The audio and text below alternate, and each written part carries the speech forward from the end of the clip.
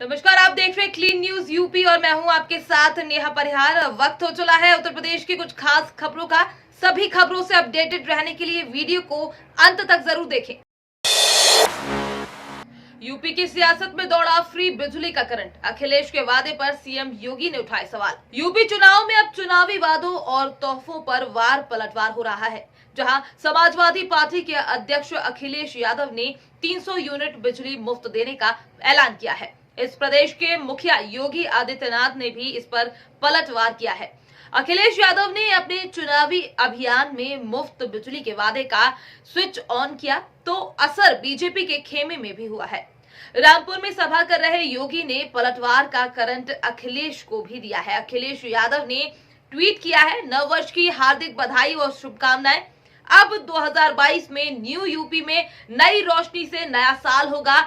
300 unit घरेलू बिजली free व सिंचाई बिल माफ होगा। नव वर्ष आपको अमन चैन खुशहाली दे। सपा सरकार आएगी और 300 यूनिट फ्री घरेलू बिजली और सिंचाई की बिजली मुफ्त दिलवाएगी। योगी पहले घंटों तक बत्ती गुल रहने और अपनी सरकार में 24 घंटे बिजली फुल रहने का दाव चल रही है। वहीं विपक्षी दल सस्ती और मुफ्त बिजली का मुद्दा उछालकर योगी सरकार को जोर का झटका जोर से देने की तैयारी में है।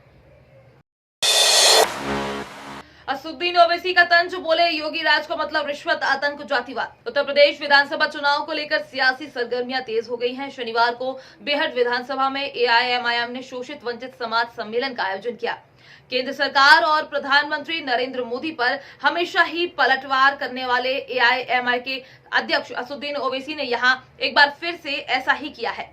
उत्तर प्रदेश विधानसभा चुनाव को लेकर सियासी सरगर्मियां अब तेज हो गई हैं। शनिवार को बेहट विधानसभा में एआईएमआईएम ने शोषित वंचित समाज सम्मेलन का आयोजन किया।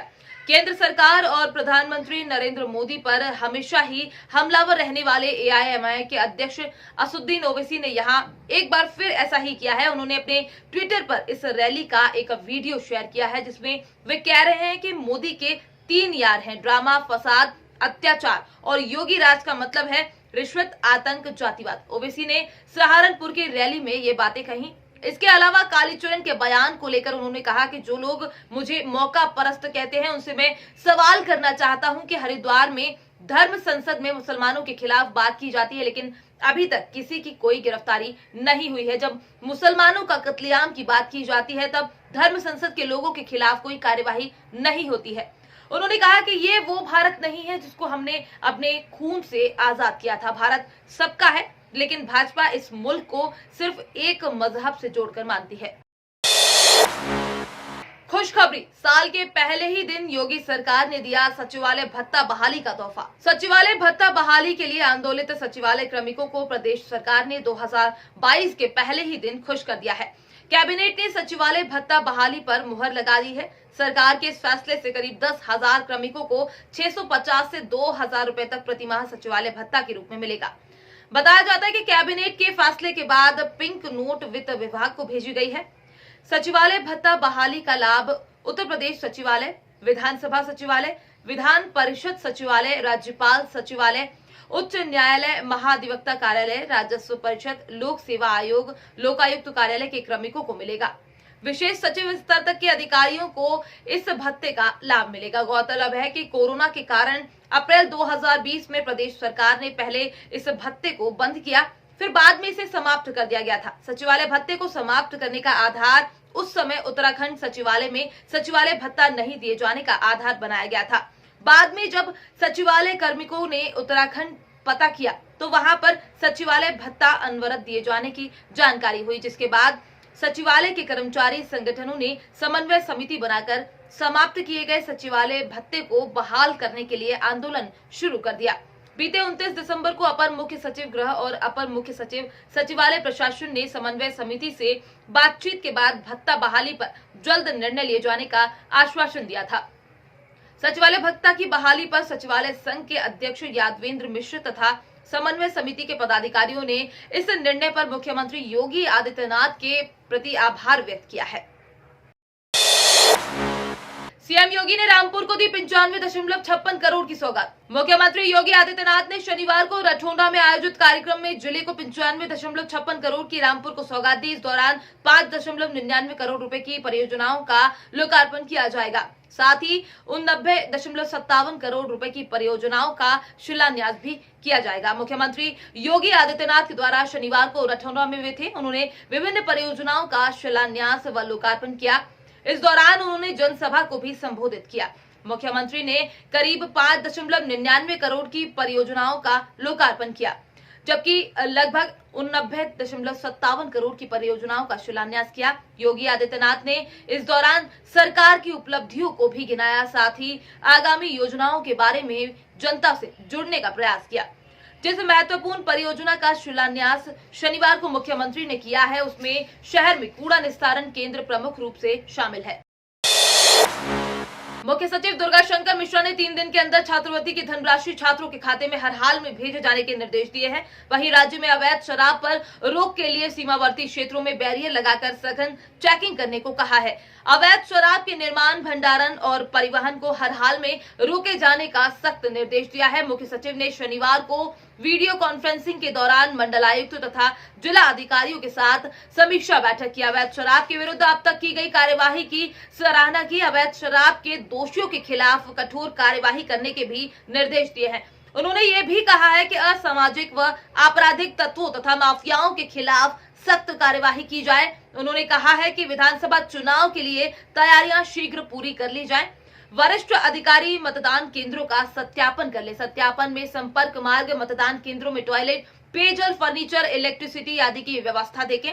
मुख्य सचिव ने यह भी कहा है कि निर्वाचन ड्यूटी पर तैनात होने वाले सभी कार्मिकों एवं सुरक्षा बलों का 100% वैक्सीनेशन सुनिश्चित कराया जाए। ड्यूटी पर तैनात होने वाले सभी कार्मिकों एवं फ्रंटलाइन वर्कर्स की स्क्रीनिंग कराई जाए तथा जिन्होंने 39 सप्ताह पहले दूसरी डोज ली है, उन्हें बूस्टर डोज भी लगवाई जाए।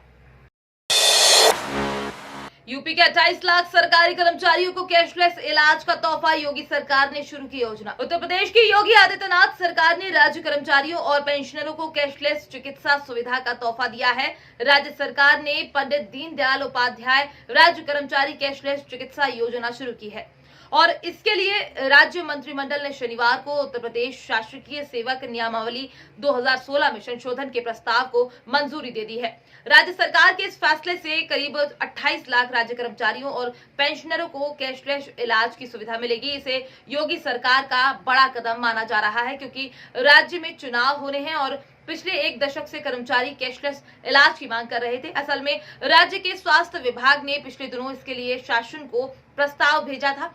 इस प्रस्ताव के तहत राज्य सरकार के कर्मचारियों को निजी कंपनियों की तर्ज पर ही कैशलेस इलाज की सुविधा दी जानी थी। लिहाजा अब सरकार इसके लिए अपनी सहमति दे दी है। असल में अब तक राज्य में राज्य कर्मचारियों सरकारी अस्पतालों, मेडिकल कॉलेजों या फिर अधिकृत अनुबंधित अस्पतालों में मुफ्त इलाज करा सकते थे, लेकिन अब कर्मचारियों को राहत देने के लिए उन्हें कैशलेस इलाज की सुविधा उपलब्ध होगी और इसके तहत कर्मचारियों को इलाज का बिल कैश में नहीं करना होगा और राज्य सरकार द्वारा उन्हें एक कार्ड दिया जाएगा, जिसे अस्पताल में ले जाकर वो अपना इलाज करा सकेगा और इलाज का खर्च बीमा कंपनी देगी, जिसका राज्य सरकार के साथ करार होगा। लिहाजा अब कर्मचारियों को भुगतान के झंझट से मुक्ति मिल जाएगी। यूपी पुलिस भर्ती परीक्षा का रिजल्ट जारी, इन पदों पर होनी है नियुक्ति। उत्तर प्रदेश सरकार द्वारा आयोजित मुख्य आरक्षी मोटर परिवहन भर्ती परीक्षा का रिजल्ट जारी कर दिया गया है। ऐसे में यूपी पुलिस मुख्य आरक्षी भर्ती परीक्षा में भाग लेने वाले अभ्यर्थी अपना रिजल्ट भर्ती बोर्ड की वेबसाइट uppbpb.gov.in पर अपना रोल नंबर और डेट ऑफ बर्थ डालकर चेक कर सकते हैं। आपको बता दें कि खाली पदों को भरने के लिए 31 अक्टूबर 2021 को परीक्षा का आयोजन किया गया था। पुलिस भर्ती बोर्ड के नोटिस के अनुसार मुख्य आरक्षी मोटर परिवहन के 32 रिक्त पदों को भरने के लिए विभागीय परीक्षा के आधार पर अभ्यर्थियों का चयन किया जाएगा। आपको बता दें 31 अक्टूबर को परीक्षा के आयोजन के 3 दिन बाद 3 नवंबर को इस परीक्षा की उत्तर कुंजी व OMR शीट जारी कर दी गई थी। अभ्यर्थियों को 15 नवंबर तक का समय आपत्ति दर्ज कराने के लिए दिया गया था। वहीं इस प्रयोगात्मक परीक्षा के लिए एडमिट कार्ड भी जारी कर दिए गए हैं। एडमिट कार्ड से संबंधित किसी तरह की परेशानी होने पर अभ्यर्थी हेल्पलाइन नंबर 9554229953 पर संपर्क कर सकते हैं। आपको बता दें, मुख्य आरक्षी मोटर परिवहन भर्ती परीक्षा के आयोजित लिखित परीक्षा में कुल 1895 अभ्यर्थियों में से 479 अभ्यर्थियों को सफल घोषित किया गया है। 35% या इससे अधिक अंक पाने वाले 479 अभ्यर्थियों को अब अगले चरण की प्रतियोगात्मक तकनीकी दक्षता परीक्षण के लिए योग्य पाया गया है। इन सफल अभ्यर्थियों की प्रयोगात्मक तकनीकी दक्षता परीक्षण 13 जनवरी 2022 से राज्य आपदा मोचन बल नूरनगर भदरसा तहसील सरोजनी नगर परगना बिजनौर उत्तर प्रदेश में आयोजित की जाएगी। वहीं 35% से कम अंक पाने वाले अभ्यर्थियों को फेल घोषित कर दिया गया है।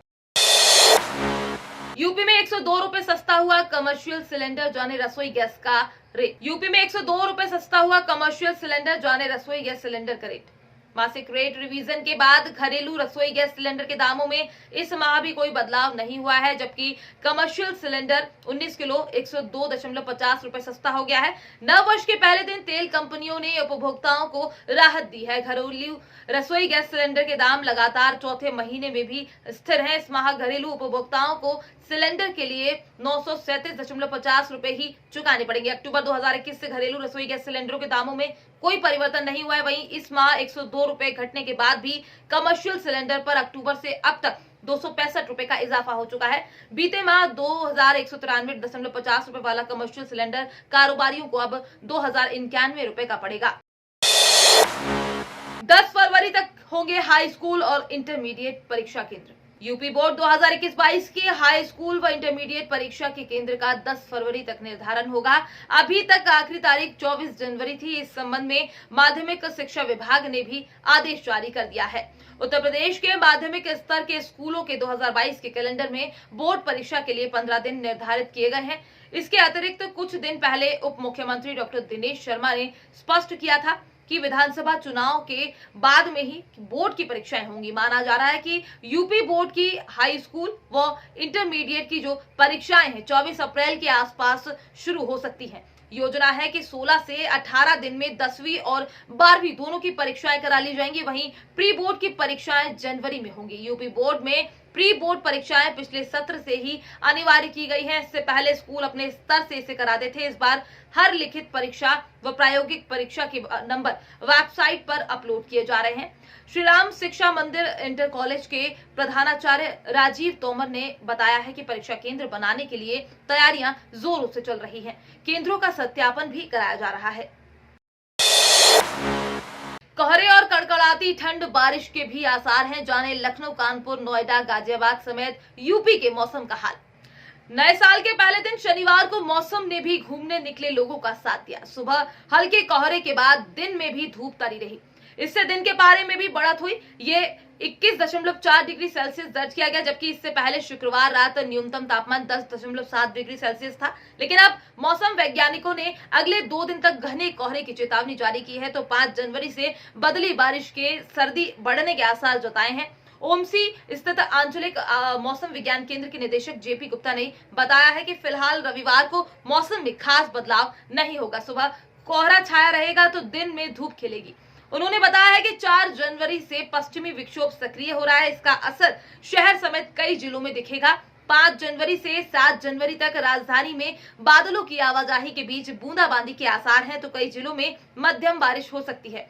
मौसम वैज्ञानिकों ने अगले 3 दिन तक राजधानी समेत कई जिलों में घने कोहरे की चेतावनी जारी की है। आंचलिक मौसम विज्ञान केंद्र के निदेशक जेपी गुप्ता ने बताया है कि रात के पारे में कमी आ सकती है और नमी के कारण कोहरा बढ़ेगा। बांदा, चित्रकूट, कौशाम्बी, प्रयागराज, फतेहपुर, प्रतापगढ़, सोनभद्र, मिर्जापुर, चंदौली, वाराणसी, जौनपुर, गाजीपुर, उन्नाव, लखनऊ, बाराबंकी, रायबरेली समेत कई जिलों में सोमवार सुबह तक कोहरा पड़ने के आसार है। तो ये थी दिन भर की 10 बड़ी और अहम खबरें। डेली ऐसे ही अपडेट रहने के लिए क्लीन न्यूज यूपी को सब्सक्राइब करना बिल्कुल ना भूलें। साथ ही आप न्यूज कहां से देख रहे हैं हमें कमेंट में जरूर बताएं और वीडियो को लाइक भी करें।